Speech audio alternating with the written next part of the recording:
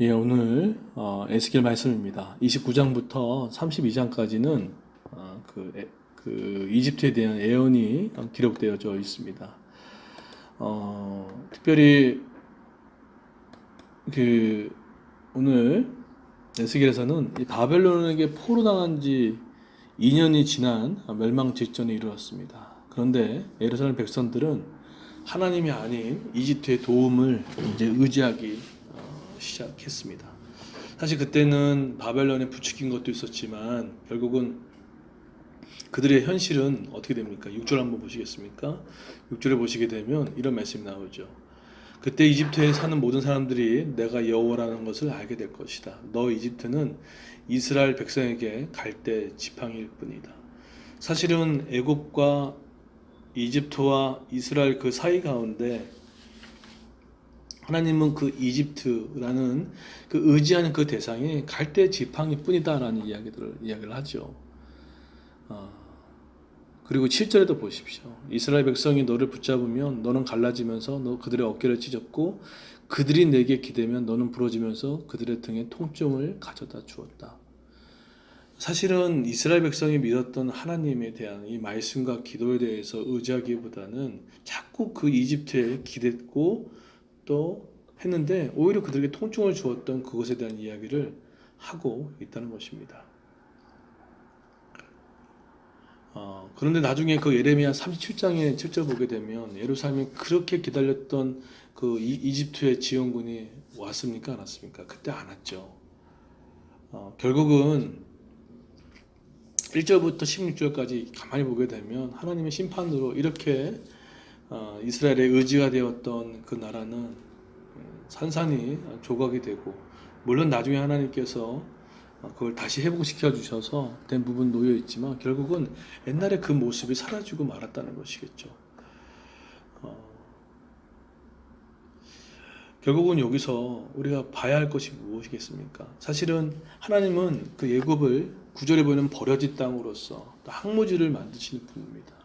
사실은 구약 고대 근동에서 가장 크게 군림하고 힘썼던 이집트가 완전히 14절에 보십시오. 보잘것없는 나라로 돼버리고 말았어요. 여러분 우리 주변에도 그런 사람 있지 않습니까? 정말 화려하게 보이고 능력 있게 보이고 잘 나가는 모습 보이고 하는데 정말 어느 순간에 하루아침에 약속이 돼버린 느낌이에요. 그냥 약해져 있고 힘이 빠져 있고 그런데 우리가 그 속사정을 잘 모르니까 사람들 중에 그 사람을 의지하고 마음을 살피고 또 되는 것들, 사실 그때 바로 이스라엘이 그런 모습에 자꾸 지탱하고 있었죠. 갈대로 만든 지팡이가 과연 제 구실을 할 수 있을까요? 없었는데 그거 조금 지탱을 하면 연약한 갈대가 바로 끊어지고 말 그대로 갈대로 만든 지팡이입니다. 또 어떻게 그게 의지할 대상이 될 수 있겠습니까? 여러분 우리 사람이 갈대 지팡이입니다. 여러분 나의 배우자가 갈대 지팡이입니다. 어쩌면 내가 지금 모아놓은 조금의 돈이 갈대 지팡일 수도 있습니다. 하나님, 내가 내 마음속에 하나님을 의지하는 것보다 뭔가 새롭게 축적된 그것이 축적되어지려고 하는 그것이 우리 갈대 지팡일 수 있습니다. 하나님의 마음을 떠나게 만드는 많은 사람들의 관계, 거기서 의지를 하는 것도 그것도 갈대 지팡이 될 수가 있습니다. 그게 우리의 영적인 갈대 지팡이라는 거예요. 여기서 빠져나오셔야 돼요. 여기서 빠져나오셔야 돼요. 본인의 결정보다는 하나님, 내 인생 가운데 갈대 지팡이를 하나님 멸해 주시고 든든한 하나님의 팔을 붙드는 그런 자가 되기를 소망합니다. 나중에 갈대집 불가한 이집트의 원조를 기다리다가 바벨론에게 처참하게 함락되고 말았습니다. 그래서 우리 지금의 가정이 흔들리고 교회 공동체가 어렵고 내 삶에 여러 가지 사업적으로, 재정적으로, 개인적으로 있을 때 혹시 내가 갈대 지팡이를 좀 붙들고 있지는 않나요? 근데 이 갈대 지팡이가 상당히 약함에도 불구하고 그것마저 놓치면 힘들까봐 모든 영역들이 있어요.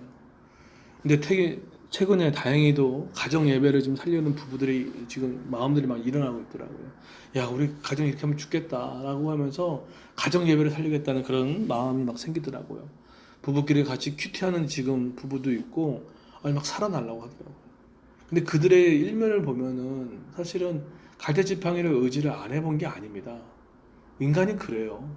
그런데 진짜 갈대지팡이가 우리 사람이구나, 우리 부모님이구나라는 생각들을 하고 있습니다.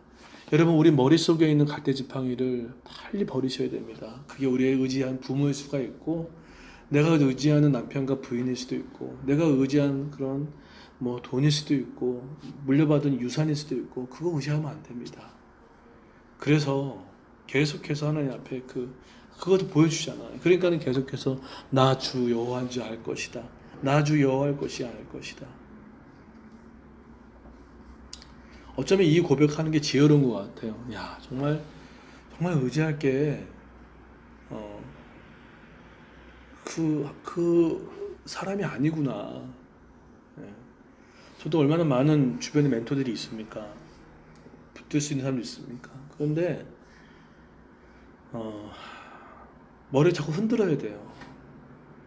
물론 소통도 하고 나눔을 해야 되겠지만, 그 사람이 있을 동안 하나의 음성을 들어야겠지만, 의지하면 안 돼요. 의지하는 순간부터 기도가 약해지고, 의지하는 순간부터 예배가 틀려지고, 의지하는 순간부터 말씀이 달라집니다. 자, 그런데 여러분 좀 기억할 것은, 이렇듯 갈대지팡이가 사라지게 되면 그걸로 끝나는가? 그렇지 않습니다. 21절 보십시오. 그날에 내가 이스라엘에게 한 뿔이 자라나게 하고 내가 그들 가운데 내 입을 말하게 할 것이다. 그때 내가 주 여호와라는 것을 알게 될 것이다. 이게 무슨 말입니까? 쉬운 말로 갈대지팡이를 의지했던 애굽이 빠지고 하고 나니까 하나님께서 직접 어떻게 하신다고요? 하나님께서 직접 새로운 희망을 우리에게 주고 있다는 것입니다. 하나님은 그런 분이시죠. 결국은 애굽을 낮추신 것은 더 이상 이스라엘이 우리의 의지가 못되게 된 것을 알려주신 거고, 바벨론을 강하게 만들어서 이스라엘 치게 만든 것은 이스라엘을 징계하기 온 것입니다. 그런데 하나님께서 우리가 애굽에 빠져나가면 하나님의 새로운 힘과 공급으로 우리를 붙들어 주실 것입니다.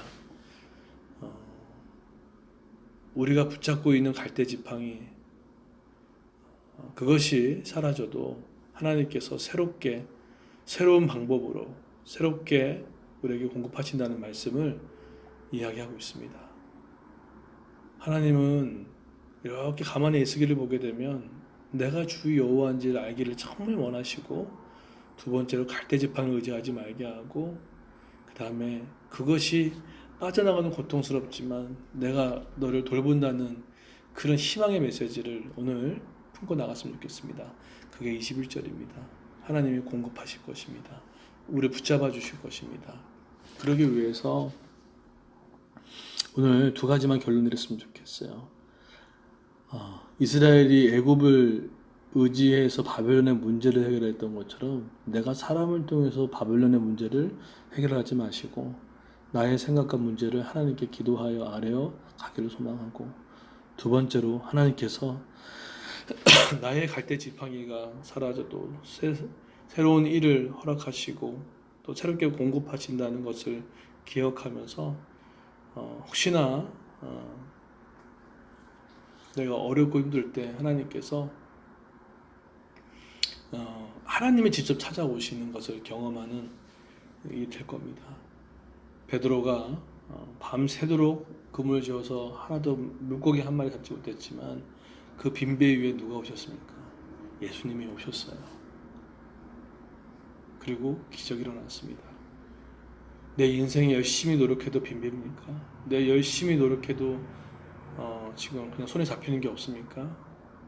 근데 축복이에요. 예수님이 오시고 예수의 말씀이 들리기 시작한다는 거예요.